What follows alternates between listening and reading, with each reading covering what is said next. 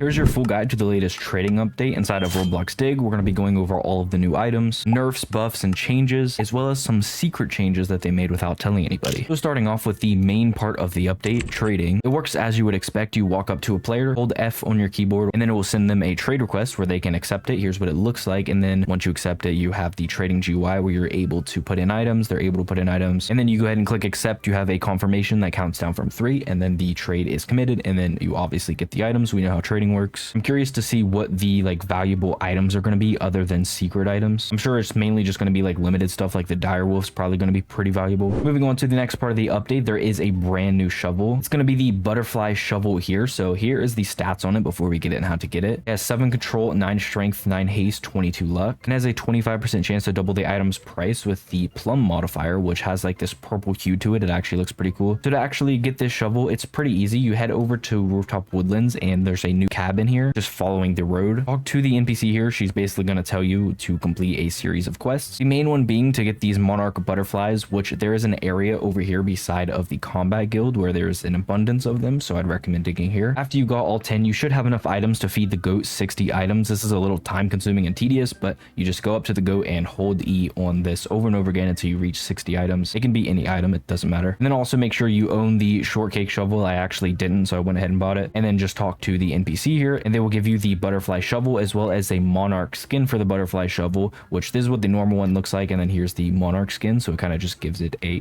gold hue to it. And yeah, the shovel's nothing crazy, but it is actually pretty decent for mid-game players. It actually kind of competes with prismatic. Moving on to the new items, you can see in Verdant Vale, there's actually a brand new prismatic here, but it does look like a Pokemon. Next in Mount Cinder, we have a new prismatic. So this is going to be, looks like some sort of saber-toothed tiger or something along those lines. And then in Copper Mesa, we actually have another prismatic here. There was actually 2 on the update. So I don't know what happened to the second one, but there is only 1 new one now. That's going to be it for the new items, but I also want to quickly mention there is a new sorting thing down here. So in season, so it's going to show different things that are currently obtainable with the current season that it is. That could be helpful if you're trying to complete your journal for 100%. Next up, they added a new magnet. The old magnet says luck is divided by 3, which is useful for getting low rarity items. So this will also help with your journal if you're trying to get things like commons or unusuals, but you just have too high of luck and you don't want to switch your shovel or something. That concludes all of the major updates / changes for this. Now we're going to move into the balancing changes and fixes and also the hidden things that they didn't mention. So if you are the owner of a private server, you can see you actually have commands to kick players and server ban players. So that's pretty useful if you're trying to host things like boss events and people aren't participating. Speaking of boss events, they changed the spider horn to now be a 4-minute cooldown rather than a 7-minute cooldown. So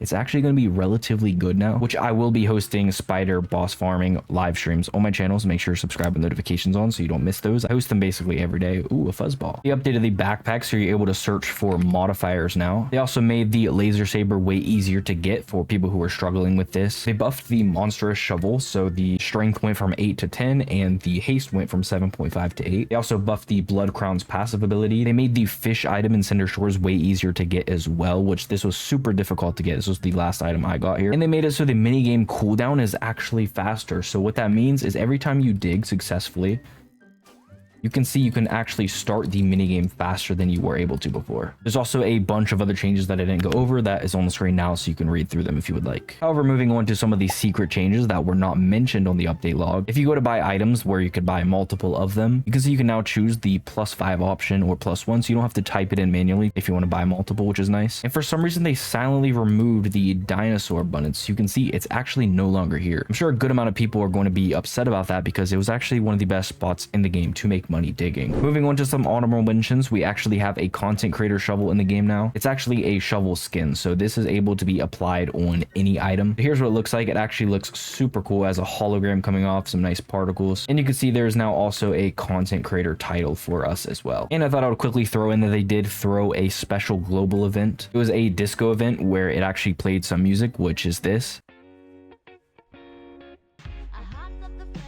However, it's copyrighted, so I can't play it anymore. And if you went over to the Cinder Shores area, you can see there was actually a giant disco stand, and it looks really cool. The event did have a plus as well. It gave you a 20% modifier chance for the disco mutation, as well as some extra bonus luck. Also, in case you were curious what was on the disco's laptop, there you go. It was just FL Studio. Yeah, the event didn't last long. It was probably about 5 minutes or so. Overall, a relatively small update. They said in the next 2 weeks, they're planning on releasing the first big update for the game, which I'm super excited for. There was a bunch of alien emojis, so maybe we're going to the moon. Who knows, but it would be pretty sick if we actually went on a rocket ship to the moon and were able to like dig on space. Anyways, let me know what you guys think about this update in the comment section down below. Subscribe to the channel if you're new. We're doing a bunch of dig content, and like I said, we will be hosting a bunch of boss fights on live streams so you can earn a bunch of money and XP. Anyways, I'll see you guys in the next one.